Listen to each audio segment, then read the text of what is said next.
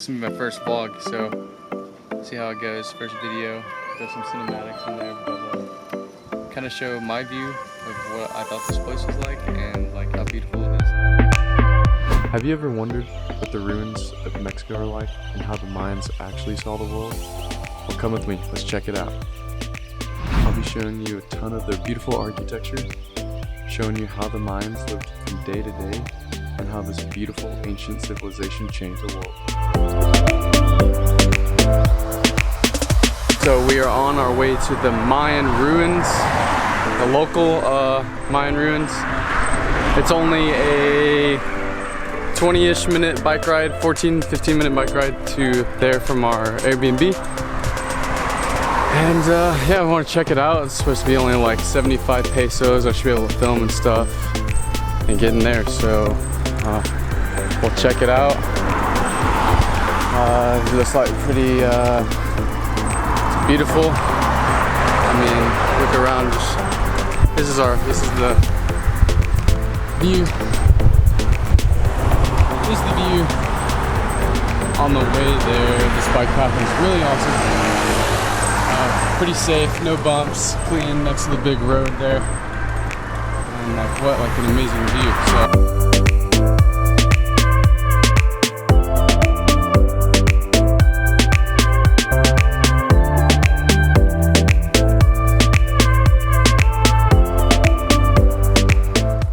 So once you get past the entrance and the initial bursts of tourists, the site really does open up and shows you how beautiful and big it really is. Even after hundreds of years, the Mayan ruins are still really well kept and really showcases how well the Mayans knew their architecture and how advanced they were at their time. This right here is El Castillo. This is the main and most prominent building of the Tulum ruins and was covered in red stucco, had an amazing white staircase leading up to the top. The main god honored at Tulum ruins is the descending god. This is depicted in several buildings and was showcased at the very top of the fortress of El Castillo and several other little buildings around the ruin site, such as seen here.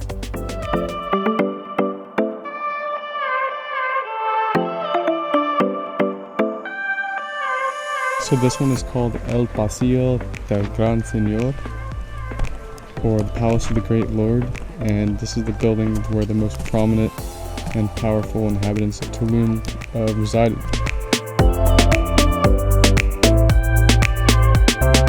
Right here was the big Mayan trade port. So here they would trade silks, blades, feathers, anything from central Mexico to Honduras. And this is where the Roseman would head out and follow the trade route that has been established over like centuries of them doing this. This is the spot that they really imported a lot of their things that they didn't get from the natural lands and sea here. They would use for trading from central Mexico, Honduras, and other parts of South America.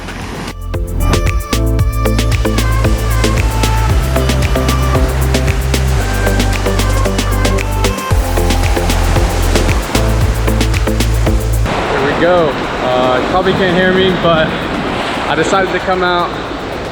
It's too good of a view, too good of a lifetime thing to miss. I gotta see what this temple looks like from this way.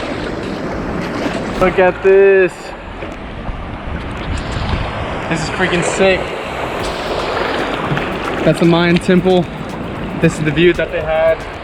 Looking out to the Caribbean Sea, the ocean. And I mean, man, what a view, look at that.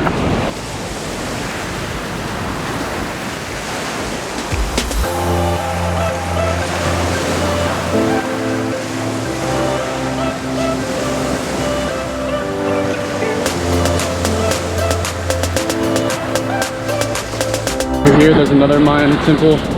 More, I think, of a fort lookout, stronghold type thing.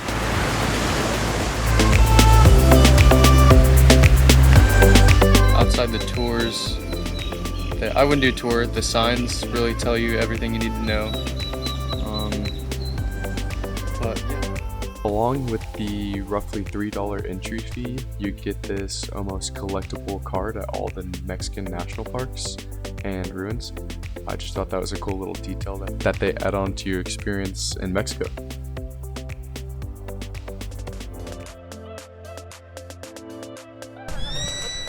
But what a view. I mean, you look right through here. Dang, like, woo! Doesn't get much better than that. Whole place was great. Went through all of it. We saw the ports, saw where the royal families stayed, the workers, the temples, the colors that they had on them, kind of the way they did things, and the land that they used and worked off of. So yeah, hopefully do another one of these, go to Chichen Itza or another one and see you from there. The next stop was the Coba ruins, and this was about an hour-ish bus ride there and back. But once you're there, it's like a really small town. You see some local shops cooking some really good-looking food, and they had a really big natural, like almost lake cenote. I don't know if it was a cenote or a lake. Could have been both, not really sure. But once we got there, you go through the really cool Coba entrances and walk along the trails that the Mayans did, and it opens up to the first pyramid.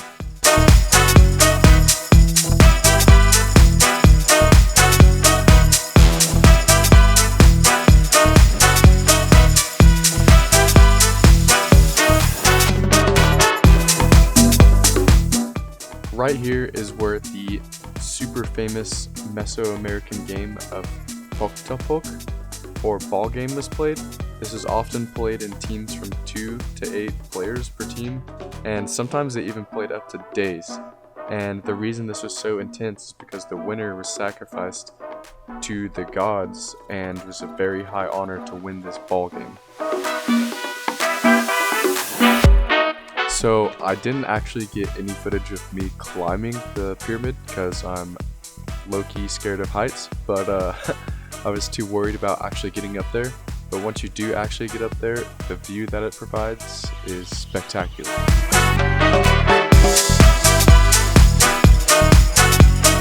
So we made it to the top. It takes about 5 minutes. The view. And I believe this is the biggest natural ruin in the world that you can still find to this day. Coba was first settled between 15 BC and 180, having up to 50,000 people in its entirety. This huge Mayan city was pretty much a massive power in the Yucatan Peninsula at its reign, controlling farmlands, trading routes, and important water sources. Of course, the main structure is the 138-foot pyramid, and this view served as what the Mayan rulers looked out over their city. Now, walking up isn't that bad at all, but walking down, you do realize how slippery the rocks are. I busted my ass and I took the sandals off, but luckily there's a rope you can grab on, and you just gotta be careful getting your way back down. I hope you enjoyed, and catch you in the next one.